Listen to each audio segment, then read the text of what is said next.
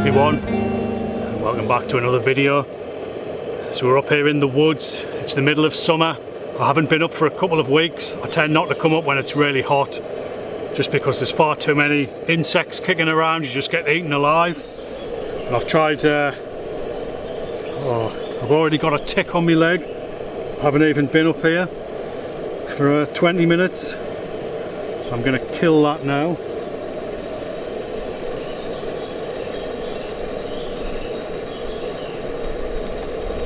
They're actually really hard to kill, ticks sometimes. So yeah, I've put loads of DEET on my trouser legs, and I use smidge on my arms, which hopefully will help deter the mozzies. But yeah, I've just come up there to have a look around really. I'm not going to be doing anything. I've got a brew on using the Trangia 25 here, and I've got a new pan to test out, so we're going to be doing a bit of cooking later on. And I'm just going to try out this little Tetra drip coffee filter as well. Now this is the first time I've used this, so I'll get the brew on first because the water's boiling, and I'll give you a look at it.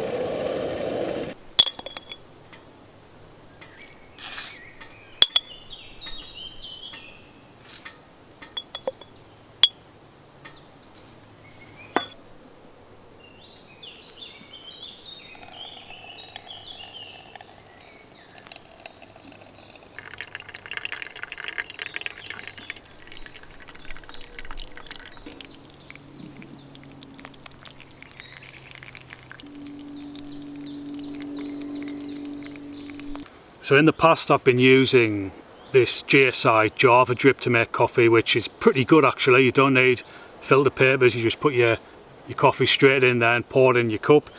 But I've noticed over the past couple of weeks when me and Trish have been camping together and I've needed to make 2 cups of coffee in the morning, it's been annoying me having to kind of pick it up off the cup, because it's got these little feet which grip onto the side of your cup. And once you've got it full of coffee beans and you've poured one coffee and the cup's really hot, it's a pain in the arse to kind of get it off and put it onto another cup. So I saw this little Tetra drip, it's called, which is, it comes apart, it clips back together easily enough. You do have to use a filter paper, but to be honest I'm not bothered. I find you get a better coffee with a filter paper, and you can just kind of sit it on top of one cup, you know, pour some water in and just pick it up and put it on another cup, which is going to make life easier for me.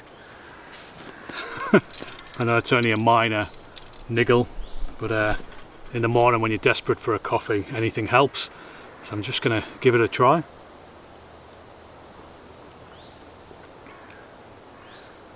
Oh yeah, that's nice. Yeah, well, that is a good coffee. I find that using a filter paper enables you to get a stronger brew on the go. In the past I have actually put a filter paper in the Java drip just to slow the flow down. But yeah, quite happy with that. I bought a separate little case for it. Cost a tenner mine. But you can keep the Tetra drip in there and some filter papers, and it weighs next to nothing. It's probably about 5 or 6 grams heavier than the Java drip. So yeah, I'm going to drink this brew and I'll have a wander around the woods and see what's going on.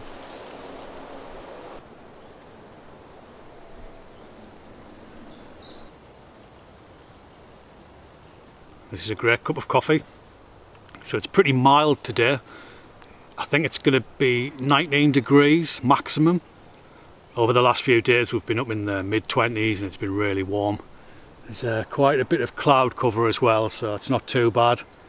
But in a couple of days' time we've got a severe heat warning here in the UK. They reckon it's going to get up to almost 40 degrees, which is it's pretty rare, those types of temperatures. I'm guessing that's probably, you know, maybe it's achievable down in the southeast of the country. Not really sure how hot it's going to get up here in the rainforests of North Yorkshire. I'll be surprised if it gets much higher than 35, to be honest, but we'll have to wait and see. So yeah, I've got a new pan for the Trangia kit as well. I bought myself the the hard anodised aluminium pan. So I'm going to cook up a couple of burgers later on. Nothing too flash, just bread and meat. And yeah, just kick back and enjoy the woods for the next few hours. I'll just give you a closer look at the little Tetra drip. So this is the pouch I got for it. And you can fit, I had 5 little filters in here in the little unit itself. So you just get three plastic sides, and they just kind of clip together really easily like that.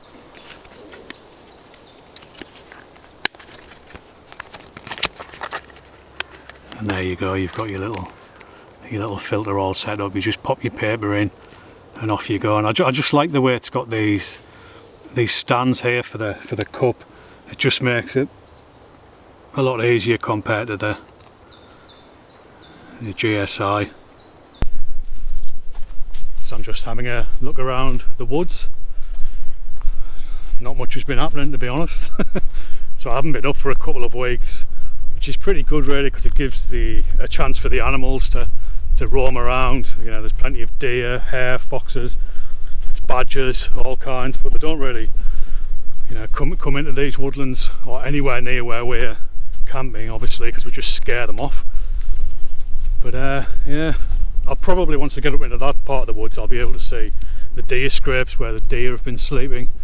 But I'm just on the edge of the glade here. It's looking really lush this year. A couple of years ago this was all barren, and what we worked pretty intensively to create a glade. So we got rid of the mid canopy, which was predominantly hazel and willow, and then Tris went round and she cleared out all the ferns and the brambles, and then over the past like 18 months we've just had loads of light getting to the forest floor, and it's just come alive. I mean, it's amazing. We had a ton of bluebells in the spring, and then we've got an absolute abundance of foxglove here. Just give you a little look at that one there. I mean, there's dozens and dozens of them. They're actually really poisonous, foxglove. I think the poison, I can't remember the name of it, it's used for heart medicine to treat heart failure and arrhythmias and stuff like that. So you should never really touch them, just stay clear of them. Nice to look at, great for the bees and the insects, but pretty deadly. So yeah, so I'm quite pleased with the way that worked out actually. It was hard work, you know, just for a small area. It's one of the problems with these woodlands. They're all actually endangered because, well, largely because we've wiped out all the big mammals that used to come through here, and they would have done this work for us. I mean, if you look at the way wild boar behave, they're always kind of digging up the ground, which is what you need to do, which allows new growth. Plus they'd keep overgrowth in check, and yeah, they would be useful. And then if you go way back in time, you would have had, you know, the European bison would have come through these woodlands, and they have like dust baths where they roll around and again just turn the soil, keep the undergrowth in check. And they also rub the horns up against the bark of trees, which eventually kills the tree if you go all the way around. Now you might think that's a bad thing, but you know, it's all part of the circle of life in a woodland. The tree would die, it would rot, it would provide habitat for insects, that would provide food for birds and other small mammals. The tree would fall down eventually, that would allow more light to the forest floor. You know, and it just goes on like that. But if you look at this woodlands, I've had a survey done by the Woodland Trust, and you know, it's marked as endangered. You know, it gets a big red warning because it's just overgrown. There's no new life. You kind of look at a forest like this and you think, oh well, yeah, it's doing well because you can't see anything. But that's not the case really. It needs to be extensively managed, and you can just see how dominant the ferns are. There's nothing really to keep them in check. Well guys, I'm getting hungry now, so I'm going to get my lunch on. It's going to be a straightforward cheeseburger dish, this one. I've got a couple of burgers, some gherkins, some burger relish, red onion, some cheese, olive oil, and a couple of decent sized baps. So I'm going to be using the Trangia hard anodised frying pan.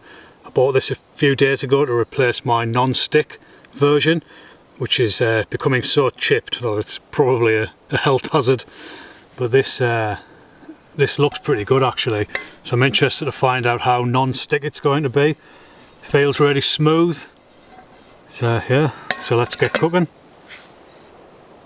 Just get some olive oil in there.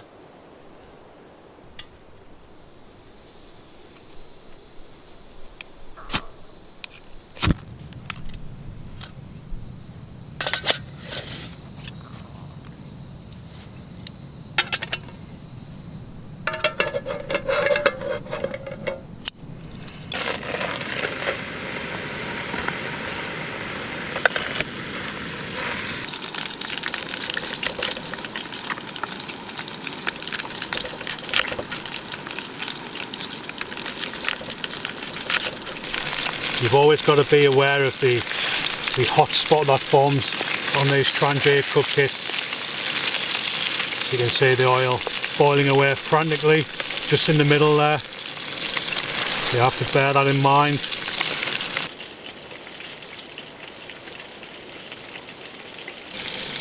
So far so good with the hard anodised frying pan. Obviously the non-stick one's dead easy to cook with.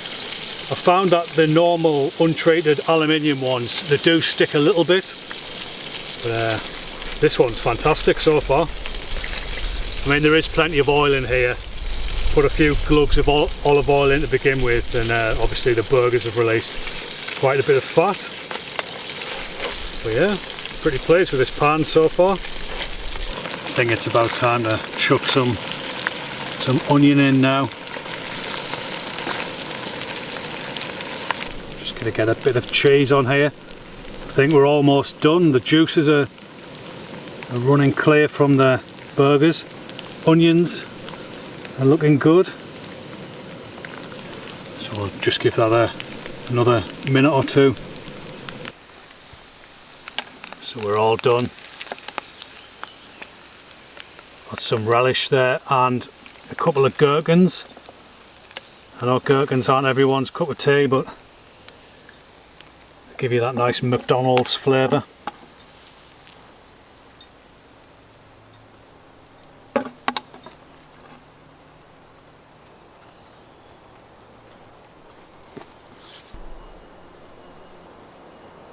I'm so hungry, I haven't eaten all day. And it's about 2:30 in the afternoon, so I'm gonna enjoy this.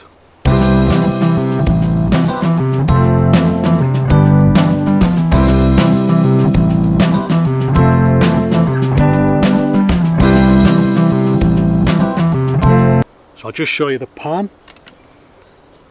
As you can see, there's a fairly intense hot spot there, which happens with most Trangia pans because you've just got the heat concentrated on that little bit in the middle. But what I'll do in a moment is I'll get some water in this and I'll get it back on the heat and we'll see how it cleans up.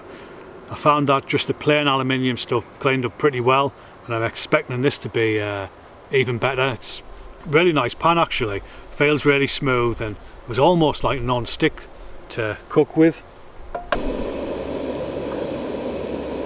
So I've got the pan back on the heat. It's just starting to boil now in the middle there, and I've just got a bit of pine. I'm just going to use that to try and loosen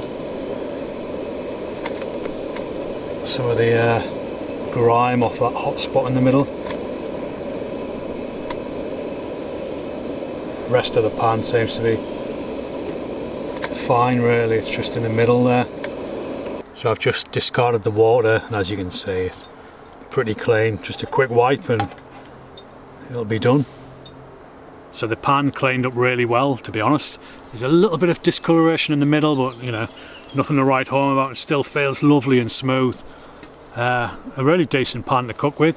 So I bought this to replace my Trangia 25 non-stick, which I've had for quite a while. Now some people will say that, oh, you shouldn't cook with aluminium, but there's no real evidence to suggest that. But with the non-stick, you know, it's a different story. It's a bit more complicated. This pan is a pre-2015 pan, and I believe that the non-stick made before 2015 contains a particular compound which was proven to be toxic, carcinogenic.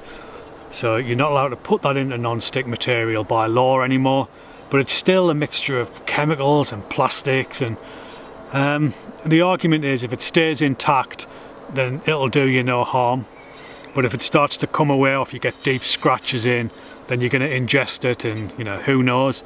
So it's probably best just to avoid it. I mean, it's great stuff, you know, if you want to fry an egg, you know, it's fantastic, but I wouldn't use it regularly. I don't really use it in the house. I use mainly cast iron and stainless steel, which, I mean, they'll leach things as well, to be honest.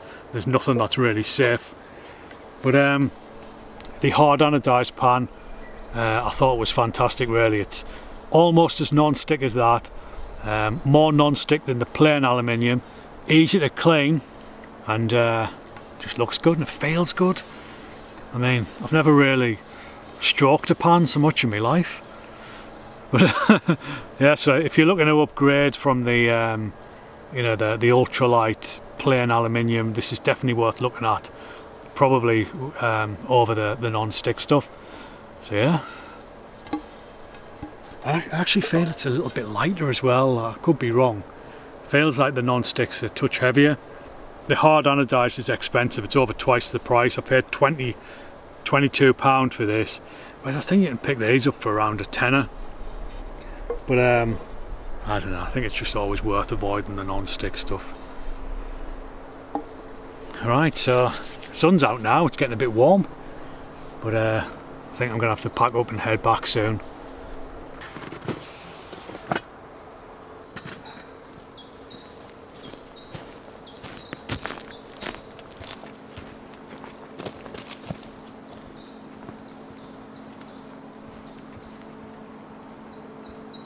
Well, that's me done now.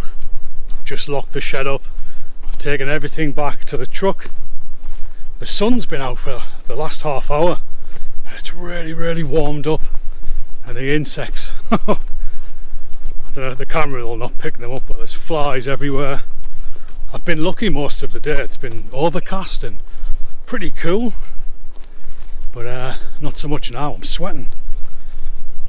So I'm just gonna sign off, guys. So as ever, thanks for watching the video. Hope you found some of it useful or mildly entertaining even, and I'll catch up with you again. I'll catch up with you again in the next one.